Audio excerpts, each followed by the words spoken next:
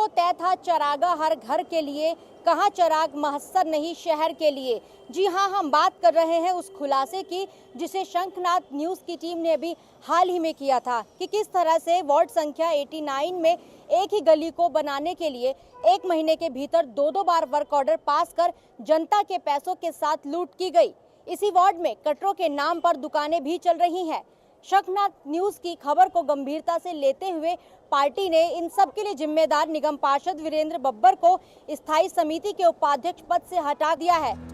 शंखनाद न्यूज़ ने एक सिलसिला शुरू किया, क्यों न क्षेत्र की जनता को जागरूक किया जाए कि उनकी गाढ़ी कमाई को उनके प्रतिनिधि विकास के नाम पर किस तरह इस्तेमाल कर रहे हैं।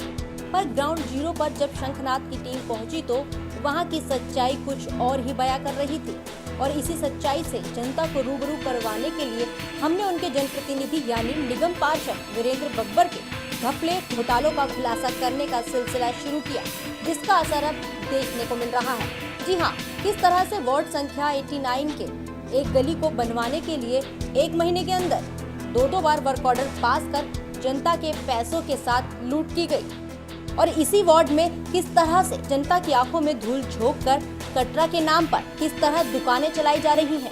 110 नंबर जो है वो भी दुकान है, कटरा नहीं है। शंखनाद के इस खुलासे को पार्टी ने गंभीरता से लेते हुए इन सब के लिए जिम्मेदार पार्षद वीरेंद्र बब्बर को स्थायी समिति के उपाध्यक्ष पद से हटा दिया।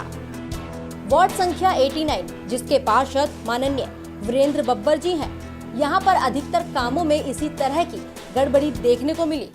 अरे बहुत की बेटा, यहाँ गली में भी आए थे वीरेंद्र बब्बर जी, कहते आप हमारी दादी हो, तो कहते हमारे हाथ में नहीं है।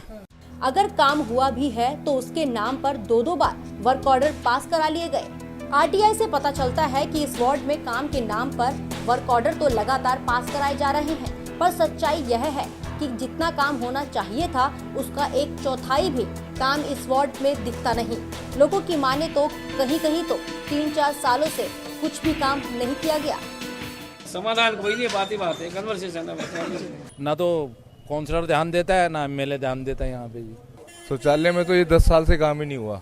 बब्बर तो इस गली में आके घुस के राजी नहीं है।